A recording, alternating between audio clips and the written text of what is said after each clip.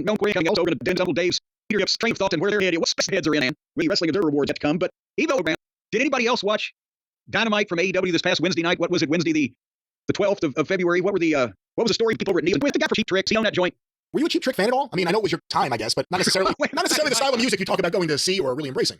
Well, every once in a while, I would want you to want me, or whatever that fucking thing was. But no, not necessarily a very close Cheap Trick fan. But I thought that would segue you into telling me about how cheap a trick Tony Khan and his AEW crowd was the other night. How you thought I would surrender?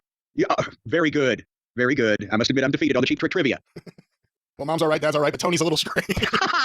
All right, a little weird, I should say. But Tony's getting a little bit weird. Let's go to the AEW ratings. And again, you did not see this. I did. I have to say, I thought this was a better AEW Dynamite than it had been. Oh, are you ripping one? I've missed one of these things in like how many fucking years? There were several things. It was a good one. Well, no, let me just make sure I phrase this right. You'll know more with the quarter-hour breakdowns. But there were things on this episode I thought were really good.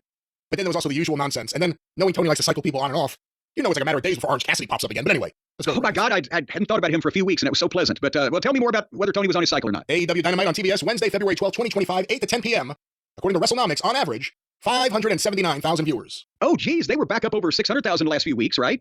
That's Not right. much, but they were there. They were at 605 last week, so this is 4% down from that. And the trailing 4-week average, again, according to WrestleNomics, 636,000 viewers, not including Max. Somehow, these numbers are exactly the same as what they were before Max, but it doesn't include Max. Well, maybe Max is not being included because there ain't nobody on Max. Well, let's go to the... One would think there would almost have to be, but they don't... Again, there's no jump in ticket sales, or there's no perceptible change in any way if there was some new viewership pool. And conversely, and I'll let you get back to the numbers in a second, but they've seen incredible leaps in the advances in the WWE and the live events TV since they've been on Netflix. But I don't know. Who am I? Just a small town bird lawyer. Give me your numbers there, bean counter. And they had a hot crowd. They were in Texas, and I have to say, it was a really hot crowd, and that helped. Well, yeah, because have you ever been to Texas in February? It can be warm down there. Quarter 1, 8 to 8:15 p.m. These were compiled by WrestleNomics. Max Caster's live promo, Adam Page versus Max Caster, the Ricochet backstage promo, and the Death Riders versus the Undisputed Kingdom with picture-in-picture ads. 676,000 viewers. Well, they started much lower than normal, and also I now know that I do not regret missing the first 15 minutes of the program. The Max Caster stuff could be something. He's got like a wacky personality that you could see connecting.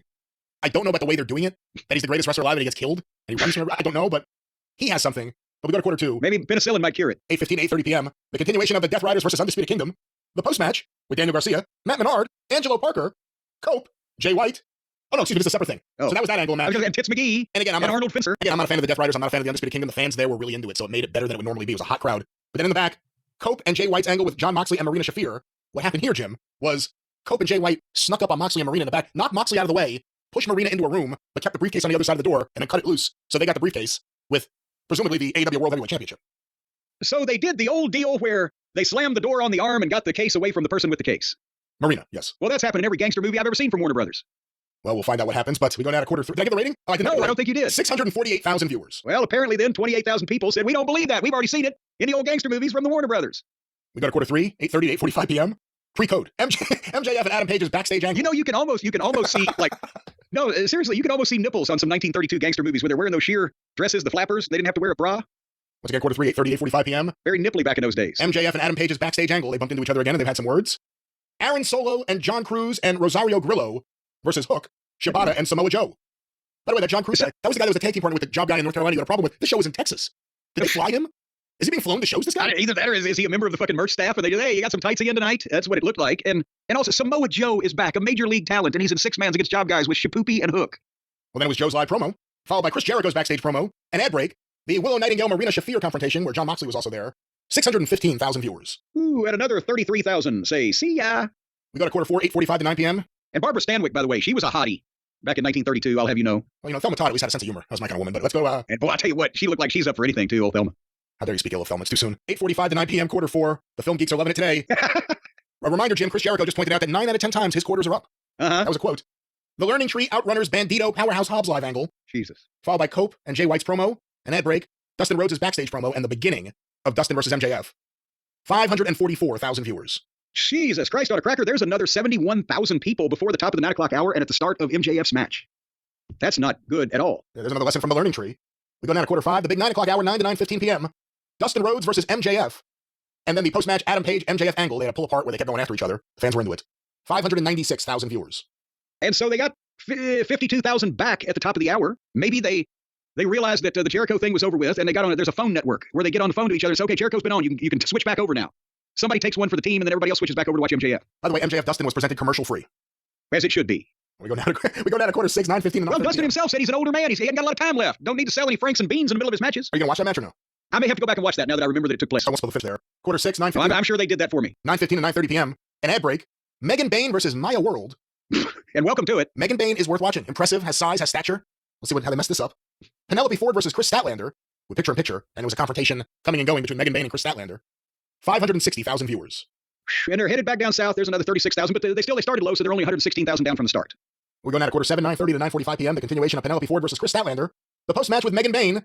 The Harley Cameron music video. I don't even know if you said music video, just video. The Harley Cameron video, which may be worth you watching. You can see how talented she is. Followed by the start of the Hurt Syndicate versus the Guns.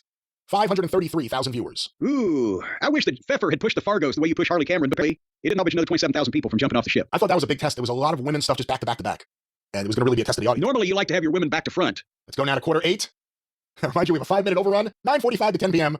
The Hurt Syndicate versus the Guns continued with picture-in-picture ads. The post-match confrontation with Lance Archer and Brian Cage. Mariah May's backstage promo, an ad break, and then Cope's live promo. 492,000 viewers. Oh! 5-minute overrun. Cope and Jay White threatening to destroy. You got to see this. Threatening to destroy the briefcase they stole with.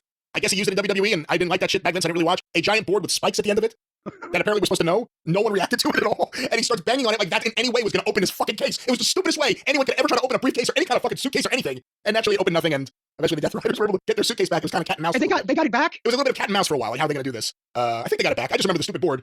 But 5-minute overrun, 478,000 viewers. Oh my god! So, 188 in the key demo. They only started with 676,000 people, and they still lost right at 200,000 viewers over the course of the thing, and dropped below 400,000 at the end for, is this the second week in a row? Well, that's a terrible thing. You know, I said there was good stuff on the show. I like the Hurt Syndicate stuff with the Guns, but they put that after the back-to-back women's segments. They got killed by the placement. The Moxley stuff is not causing anyone to want to watch. No one's willing to sit through anything to see the continuation of whatever story they've concocted. MJF and Adam Page is something AEW fans seem to be into, so that stuff is worth seeing, but the Death Rider stuff remains just remains awful. You know what they got to do, Brian? They got to beef up these ratings. They got to give these ratings some nutrition where they can develop and grow and be lively and energetic instead of moribund and comatose.